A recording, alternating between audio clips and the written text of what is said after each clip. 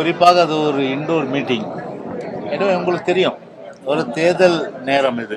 தேர்தல் நேரம்னா இன்னும் கிட்டத்தட்ட ஒரு 2 பிப்ரவரியில் எப்படியும் இறுதியில் அனௌன்ஸ் பண்ணுவாங்க நோட்டிஃபிகேஷன். அப்படி இருக்க சூழ்நிலையில் ஒரு தேர்தல் பணி ஏற்கனவே எல்லாம் ஒரு அனுபவப்பட்டவர்கள், அனுபவம் வாய்ந்தவர்கள், களத்திலே எதிரிகளை பந்தாடியவர்கள், அப்படிப்பட்டவர்கள் தான் அனைத்து இந்திய அண்ணா திராவிட முன்னேற்ற கழகத்தை சார்ந்த முன்னோடிகள்.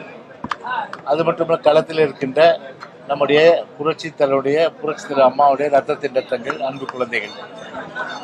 எனவே ஒரு ஆர்ப்பரித்து இந்த ஆட்சி, அதாவது ஒரு அடக்குமுறை, குறிப்பாக ஒடுக்கப்பட்ட மக்கள், அதே போன்று ஆதிராவிட மக்கள்,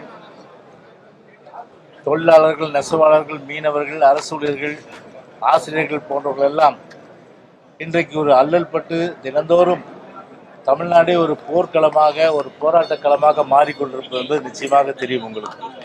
சமீபத்தில் கூட செவிலியர்கள் ஏறக்குறைய ஒரு 10 நாட்களாக அவர்கள் போராடி, ஒரு செவிடன் காதிலே கூட அது சங்கூரித்தாலும் கூட ஓரளவாவது கேட்கும்.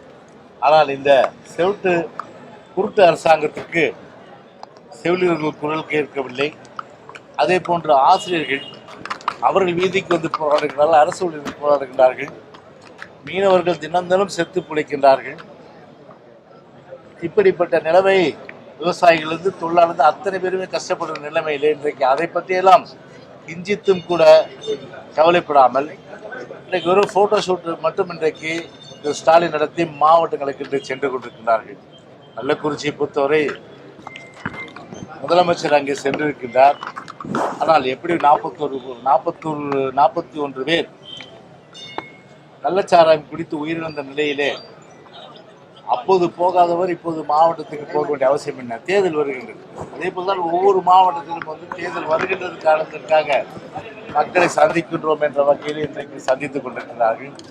கள்ளக்குறிச்சியை பொறுத்தவரை காயத்தை ஏற்படுத்திவிட்டு மருந்தும் போடுவதற்கு தான் என்று இன்றைக்கு மக்கள் இன்றைக்கு சொல்லுகின்றார்கள். அந்த அளவுக்கு இன்றைக்கு ஒரு எதிர்ச்சதிகார, சர்வாதிகார, ஜனநாயக விரோத ஆட்சி இன்றைக்கு தூக்கி எறிவதற்கு மக்கள் தயாரித்தார்கள் என்பதை இந்த நேரத்தில் நான் சொல்லியிருக்கிறேன். அதாவது இல்ல, ஒரு தமிழ்நாடு கோயம்புத்தூர்ல அந்த சம்பவம் நடந்திருக்கு.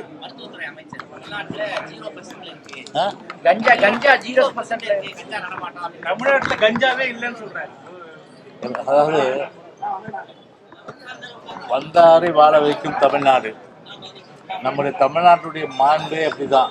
நம்முடைய தமிழ்நாட்டுடைய பண்பே தான் வந்தாரை வாழ வைக்கின்ற தமிழ்நாடு.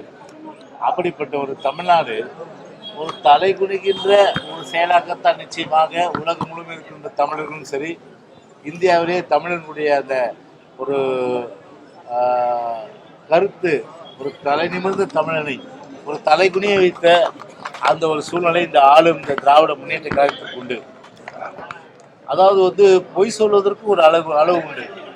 ஆனால் ஒரு வானளாவிய ஒரு இமயமலை அளவிற்கு ஒரு முழு பாறாங்கல்லை கூட, முழு பூசணிக்காய் சொல்ல மாட்டேன், ஒரு முழு பாறாங்கல்லை கூட சோற்றிலே மறைக்கின்ற அந்த ஒரு வித்தையை திமுக நன்றாக கத்திருக்கின்றது. அதனுடைய வெளிப்பாடு தான் கொஞ்சம் கூட இப்படி சமூக வலைதளங்களிலும் அதே போன்று தமிழ்நாட்டு மக்களும் ஒட்டுமொத்தமாக இன்றைக்கு அவர்களை பொறுத்தவரை இன்றைக்கு இந்த வட மாநிலத்தை சார்ந்த ஒரு இளைஞர் தாக்கப்பட்டு, கொடுமையாக தாக்கப்பட்டு, ஈவிரக்கமின்றி தாக்கப்பட்ட நிலையை இன்றைக்கு தமிழ்நாடே, இன்றைக்கு உலகமே ஒரு இந்த அரசை அதாவது இந்த அரசை ஒரு முழுமையான அளவுக்கு ஒரு தூற்றுகின்ற, ஒரு முழுமையான அளவிற்கு இந்த அரசுடைய ஒரு கையாளாகத்தனத்தை இன்றைக்கு அவர்கள் வெளிப்படுத்துகிறதெல்லாம் பொருட்படுத்தாமல், கொஞ்சம் கூட வெட்கம் மானம் இல்லாமல் மருத்துவத்துறை அமைச்சர் அவர்கள் கஞ்சா இல்லை, போதை வஸ்துகள் இல்லை, இன்றைக்கு எதுவுமே தமிழ்நாட்டில் இல்லை என்று சொல்வது என்பது எப்படிப்பட்ட ஒரு ஜம்மு காலத்தில் வடிகட்டிய பொய் என்பதை தமிழ்நாட்டு மக்கள் நிச்சயமாக உணர்வார்கள்.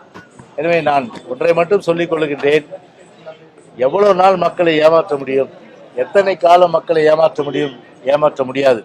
அதற்கெல்லாம் ஒரு விடிவு காலம் என்று சொன்னால் 2026 சட்டமன்ற தேர்தல் தான். இந்த எதேச்சிகார அதிகாரம் கொண்ட ஒரு சர்வாதிகார போக்கு கொண்ட ஒரு சட்ட ஒழுங்கை சீர்குலைத்த இந்த ஒரு மோசமான ஆட்சி தூக்கி எறிய வேண்டும் என்பதுதான் இன்றைக்கு ஒட்டுமொத்த தமிழ்நாட்டு மக்களுடைய எண்ணமும் கூட. பழைய பென்ஷன் ஸ்கீம் வந்து அது அந்த அறிக்கையிலே பொதுச் செயலர் சொல்லியிருக்கேன் இல்லையா, விரைவிலே வந்து பார்த்தீங்கன்னா எந்தெந்த மாவட்டங்கள்ல எந்தெந்த நாள் அப்படி என்பது குறித்து பொதுச் செயலர் வந்து அறிவிப்பார்.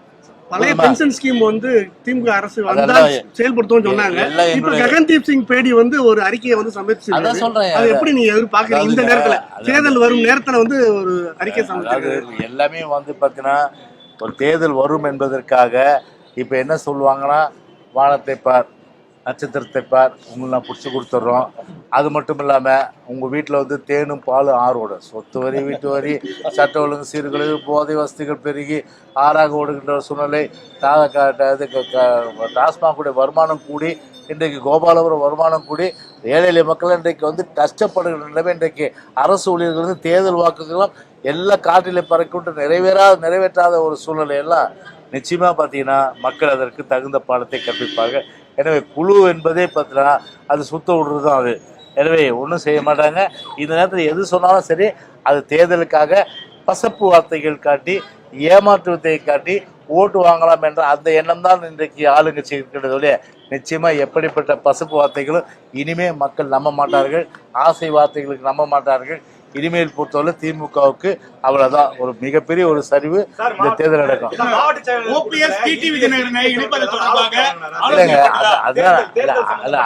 அதான் சொன்னேன், இண்டோர் மீட்டிங். அது இண்டோர் மீட்டிங்ல டிஸ்கஸ் பண்ணதான் வெளியில சொல்ல முடியாது. I very sorry. ஓகே.